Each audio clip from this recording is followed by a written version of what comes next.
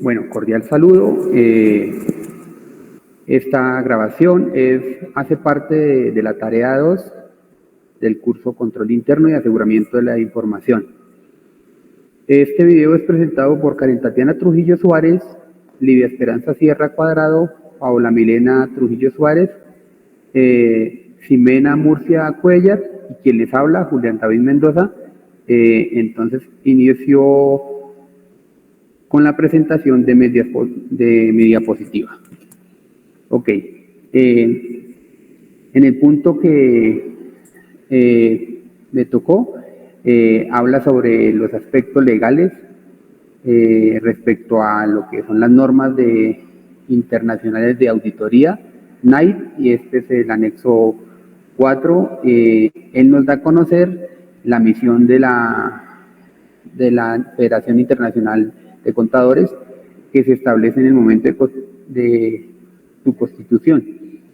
Y la importancia de esta es que es servir de interés público y dar la fe de lo que como los contadores públicos somos. Estas normas relacionan todo lo que es los cargos que se deben compilar por parte de los estados financieros, y entre ellos están algunos aspectos que, como bien es conocidos por nuestra profesión de contadores públicos, debemos de tener en cuenta. Importante es los servicios de seguridad y los servicios relacionados que establece la aplicación y la autoridad de las NIR. Ya la parte de aspectos legales, esta la obtiene en el decreto 2420-2015. Este es un reglamento de las normas de contabilidad y de la información financiera y aseguramiento de la información. ¿En qué se divide este punto? Este punto nos divide la norma en 4 partes. Entre las más importantes tenemos la parte A, que establece los principios fundamentales de la ética profesional de la contabilidad, y esta nos proporciona obviamente por medio de un marco conceptual y es aplicada por el código 100 de aquí, de lo que es del anexo 4, que viene del código 100 al 150. Y en el que podemos identificar, pues podemos identificar la parte de las amenazas. ¿Cuáles son estas? Cuando en nuestra parte de principios fundamentales optamos por tener información, digamos, de carácter, digamos, privado únicamente de la empresa, pero obviamente al tener esa información nos vemos o estamos involucrados o en algún momento de que alguien quisiera de pronto tener acceso a esa información, cuando claramente como contadores públicos debemos de salvaguardar la información y evitar esas amenazas. Eso es lo que nos quiere dar la parte A, que es la aplicación general. Ya en la parte B tenemos lo que es la parte que describe el modo que se aplica el marco conceptual. Y entonces en esta parte podemos ver ejemplos de salvaguardar la información, que es lo que compete a la parte contable. Se puede resultar adecuada para hacer referente a las amenazas en la relación con el cumplimiento de los principios fundamentales. Ella, ¿qué es lo que nos quiere dar a entender o con qué nos identificamos con esta parte B? Es que así como tenemos las amenazas, también estamos en la obligación de salvaguardar la información. O sea, tenemos que ser garantes de que ésta mantenga hasta la persona que le compete esta información. No, digamos, entregarla a cualquier persona, obviamente no sin antes dar a conocer al encargado de hasta qué punto podemos llegar con esa información. Y ya la parte C se aplica a los profesionales de la contabilidad, y esta nos habla de de lo que es cuando trabajamos en empresas, cuáles son las funciones y cuáles son los límites que podemos llegar como contadores públicos. Como ya había hablado en esta parte, aquí están las secciones, la sección 100 nos habla del cumplimiento del Código de Ética para los contadores públicos. En la 110 encontramos los principios fundamentales y esa tiene unas subsecciones que son la integridad, que es la integridad obviamente de la información financiera de las empresas o de las personas naturales. La objetividad pues es mantener la información asegurada y evitar que haya o que llegue a manos que no tienen nada que ver con esto.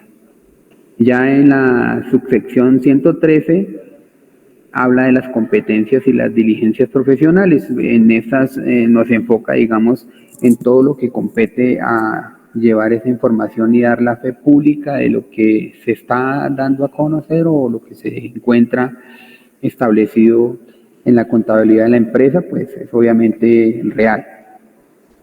Cuando se habla de la confiabilidad, pues es lo que inicialmente había dado a conocer, es de tener esa información en unos límites que solamente le competan a las personas que la empresa a su vez nos da a conocer y que ellos consideren, que de ahí no debe salir.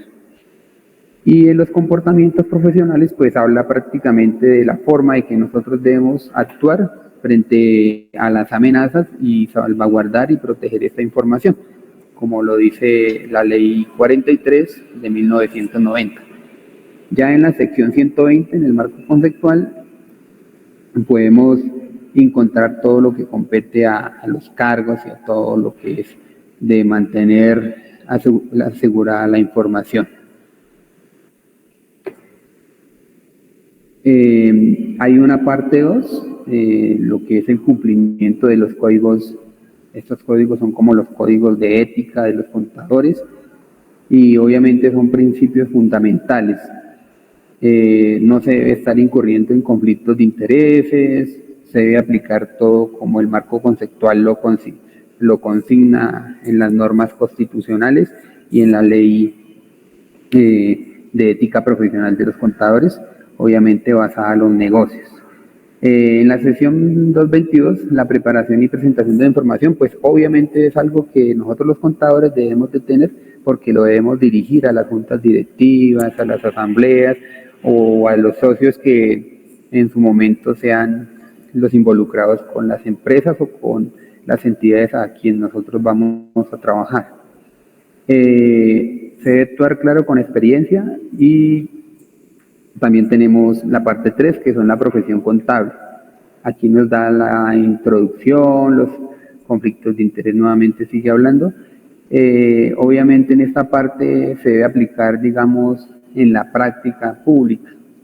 En general los incentivos y los incluidores de regalos, invitaciones, pues es como cuando uno tiene una amenaza y a cambio de eso las personas quieren obtener información confidencial. Listo.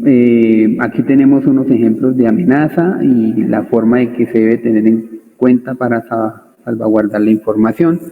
Entre ellos, pues, encontramos, digamos, funciones que como contadores públicos las tenemos que cumplir porque son disposiciones legales y reglamentarias para tener seguridad sobre la información. Entonces, como tal, digamos, esto es la parte que me compete. Respecto ya a los avances, continúa la compañera. Cordial saludo. Voy a hablar sobre el Código de Ética para los profesionales de la contabilidad. En este código se establecen los comportamientos y cumplimientos de los contadores y los diferentes cargos de la contabilidad, los cuales deben tener en cuenta los principios fundamentales y cumplirlos.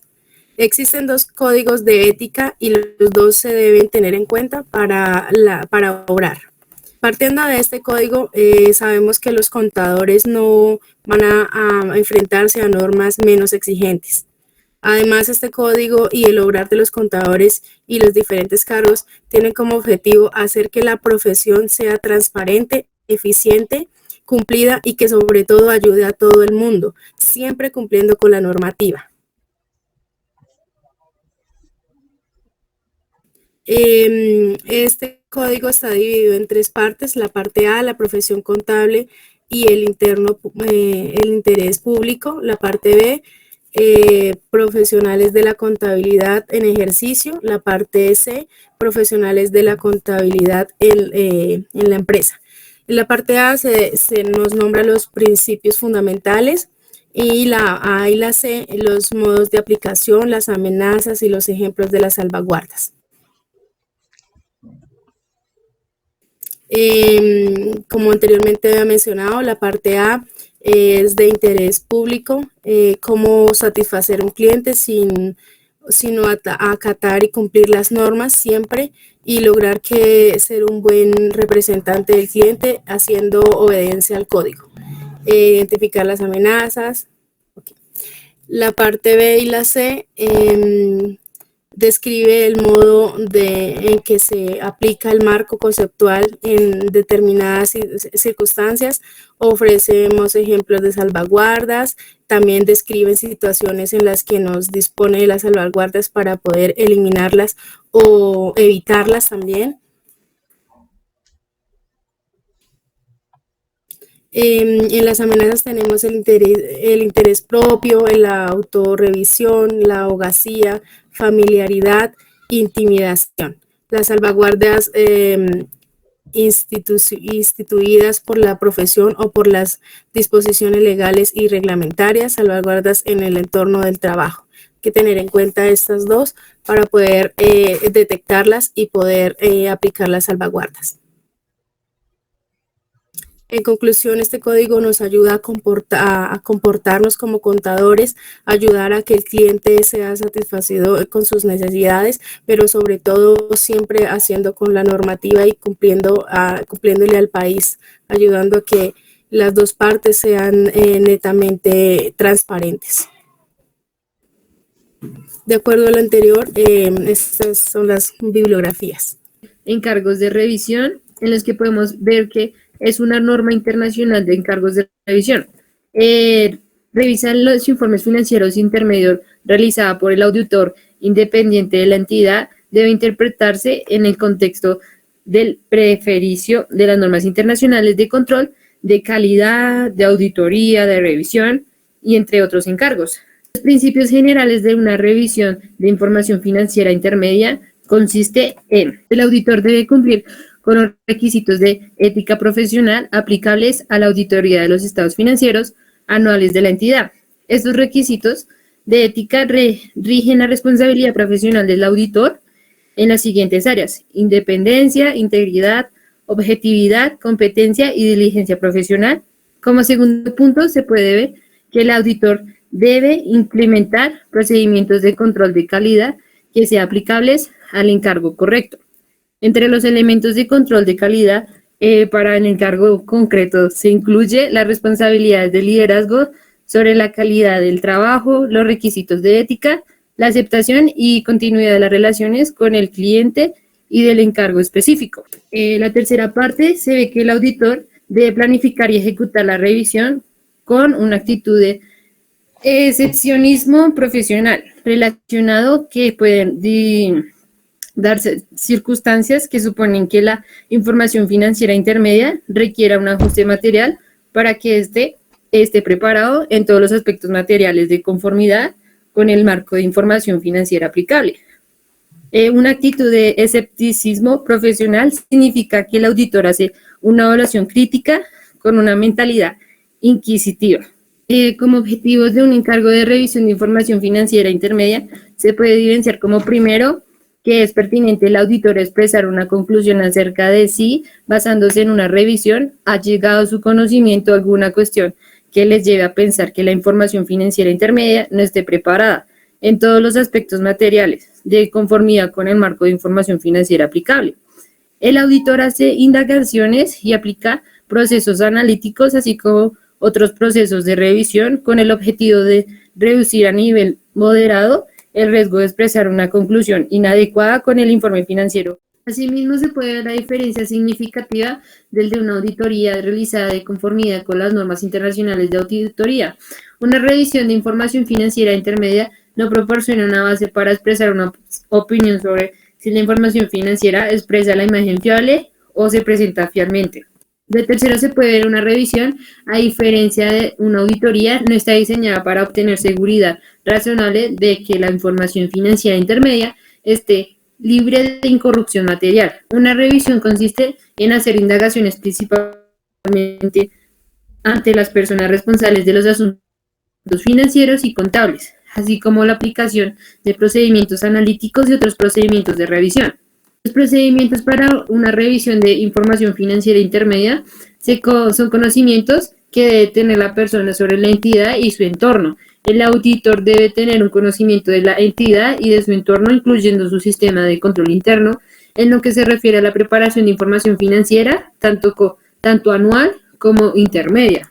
Primero podemos ver que hay que identificar los tipos de incorrecciones materiales potenciales y considerar la probabilidad de su ocurrencia y seleccionar las indagaciones, procedimientos analíticos y otros procedimientos de revisión que le proporcione una base para concluir acerca de si ha llegado a su conocimiento alguna cuestión de llevar a pensar que la información financiera no esté preparada, que según requiere la NIA 315, identificación y valoración de los riesgos de incorrección material mediante el conocimiento de la entidad y de su entorno. El auditor que ha auditado los estados financieros de la entidad durante uno o más periodos anuales ha obtenido un conocimiento en la entidad y en su entorno, incluyendo su sistema de control interno, en lo que se refiere a la preparación de informes financieros anual, suficiente para realizar la auditoría. Para planificar y llevar a cabo una revisión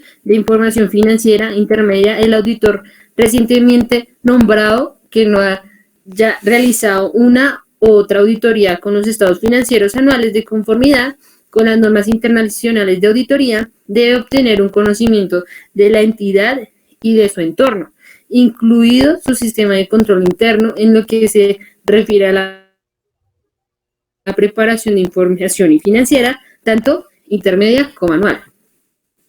Podemos terminar con la bibliografía, en la que fue tomada la información de normas internacionales de encargos. Recordemos que la norma internacional de encargos de revisión contiene los objetivos del profesional ejerciente cuando aplica las NIER, las cuales proporcionan el contexto en el que se establecen los requerimientos de esta NIER y su objetivo es ayudar al profesional a entender lo que se debe alcanzar en el encargo de revisión.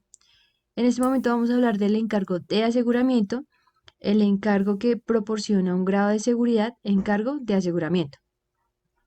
Esto significa un encargo en el que un profesional ejerciente expresa una conclusión con el fin de incrementar el grado de confianza de los usuarios a quienes se destina el informe, distintos de la parte responsable acerca del resultado de la evaluación o de la medida de la materia objeto del análisis sobre la base de ciertos criterios. Encontramos también el alcance del marco en este encargo de aseguramiento.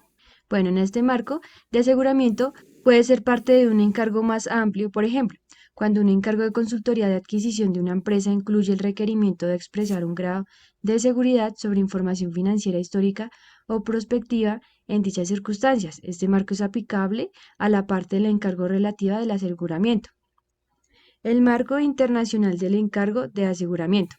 Este marco define y describe los elementos y objetivos de un encargo de aseguramiento, identifica los encargos a los cuales le son aplicables las normas internacionales de auditoría, proporciona un marco de referencia para los profesionales de la contabilidad que están ejerciendo la profesión, para los profesionales de la contabilidad que ejercen el sector público, para otros terceros relacionados con encargos de aseguramiento, incluidos los usuarios a quienes se destina el informe y la parte responsable. También para el Consejo Internacional de las Normas de Auditoría y de Aseguramiento. En el marco internacional de los encargos de aseguramiento existen dos tipos de encargos que un profesional ejerciente puede realizar al encargo. Está el de encargo de seguridad limitada y el razonable. El objetivo de la limitada es una reducción del riesgo de tal encargo a un nivel aceptable, en función de las circunstancias, siendo su riesgo superior al del encargo de seguridad razonable.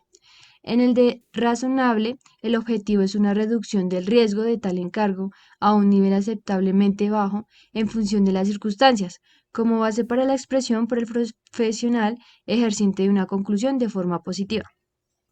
Una condición para la aceptación de un encargo de aseguramiento es que los criterios a los que se refiere la definición de encargo de aseguramiento sean adecuados y accesibles para los usuarios a quienes se destina el informe.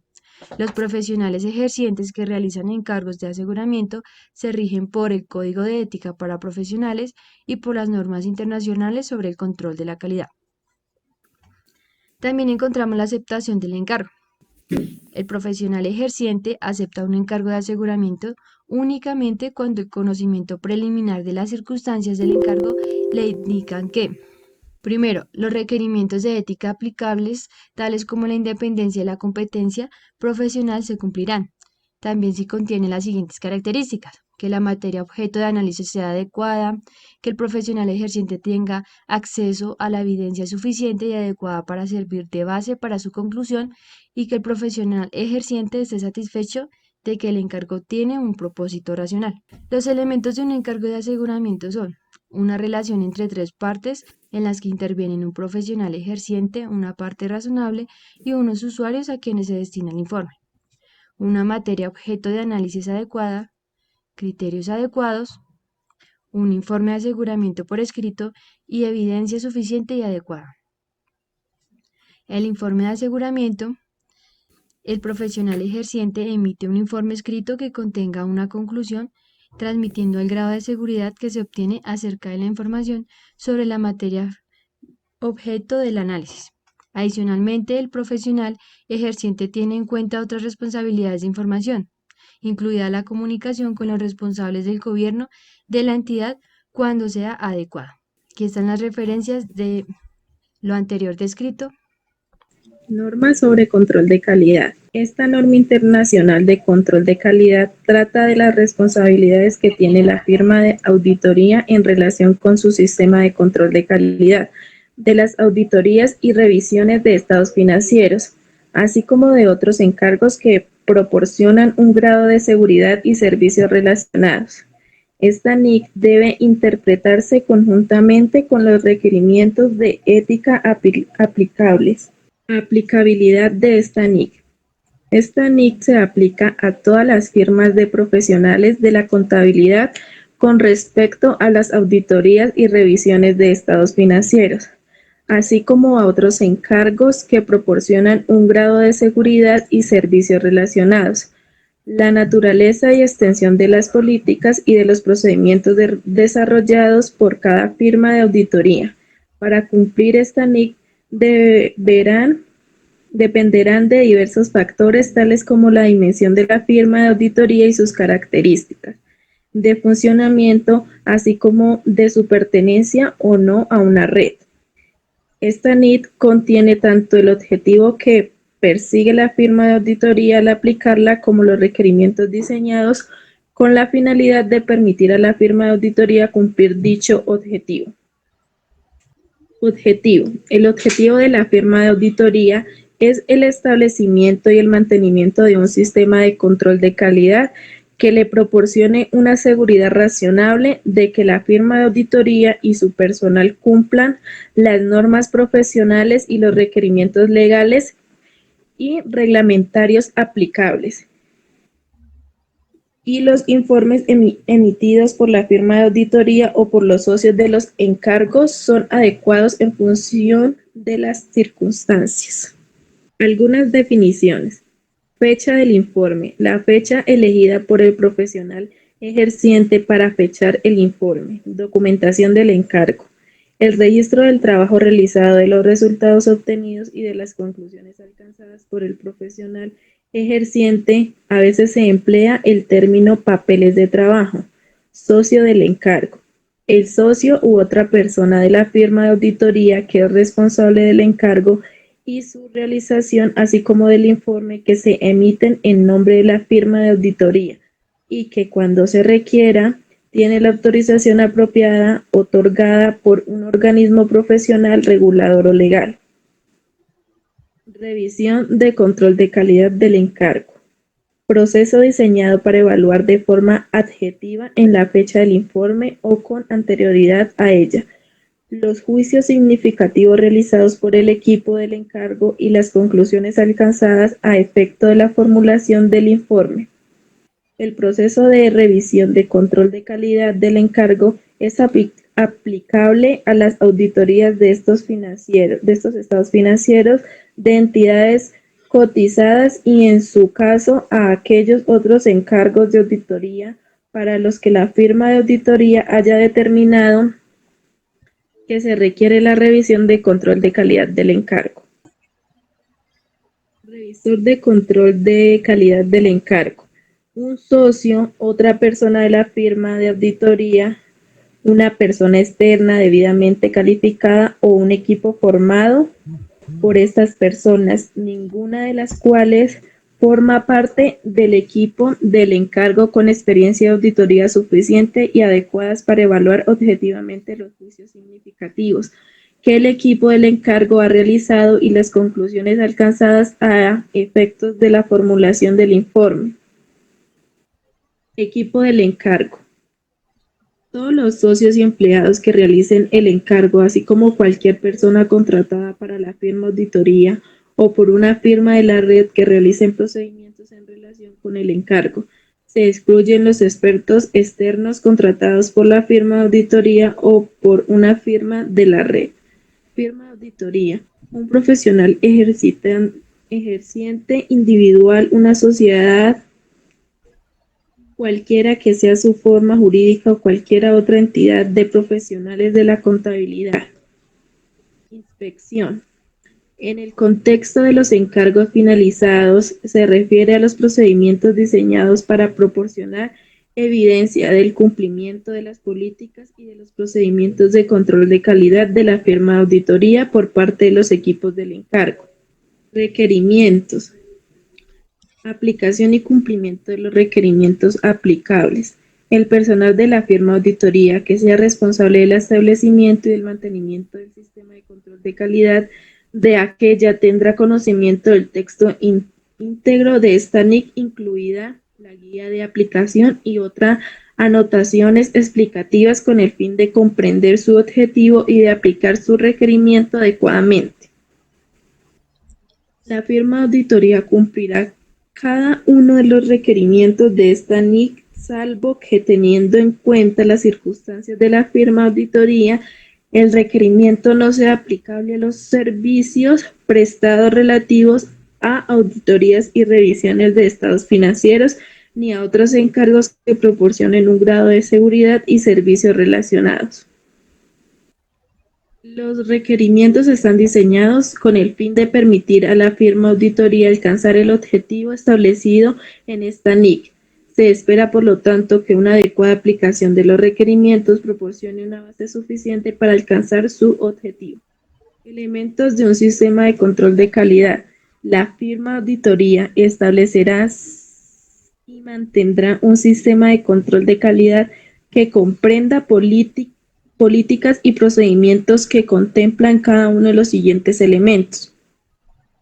Responsabilidades de liderazgo en la calidad de la firma de auditoría, requerimientos de ética aplicables, aceptación y continuidad de las relaciones con clientes y de encargos específicos, recursos humanos, realización de los encargos, seguimientos.